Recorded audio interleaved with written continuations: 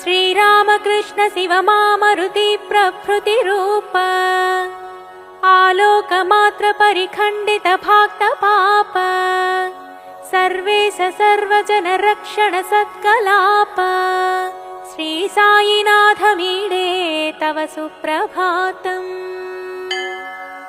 उत्तिष्ठोत्तिष्ठ साई स उत्तिष्ठ शिरडीपते उत्तिष्ठ द्वारकावासा उत्तिष्ठ मङ्गलाकृते उत्तिष्ठोत्तिष्ठ साई स उत्तिष्ठ शिरडीपते उत्तिष्ठ द्वारकावासा उत्तिष्ठ मङ्गलाकृते वन्दारु भक्त मन्दार समप्रभाय घोरघशैल परिखण्डन वज्रभाय दुर्वार दुष्ट गणतिमिरलताल वित्र श्री साईनाथ मीडे तव सुप्रभातम्।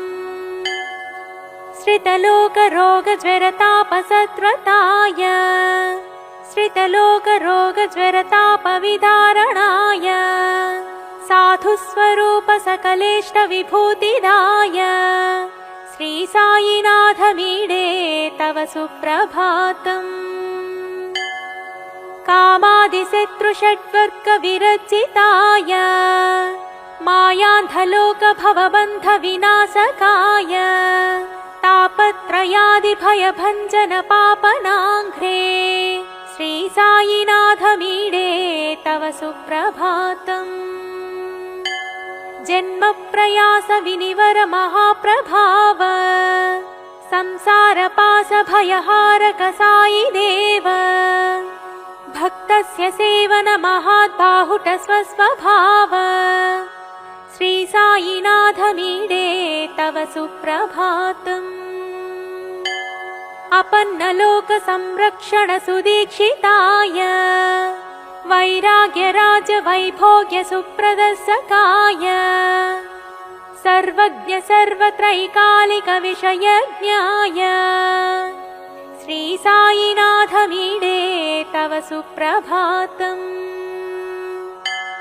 ऐश्वर्यदयानुदैनिक भिक्षुकाय वैराग्य भोगजित मन्मथ सुन्दराय रागादिद्वेष परिवर्जित मल्लराय श्री साईनाथ मीडे तव सुप्रभातम्।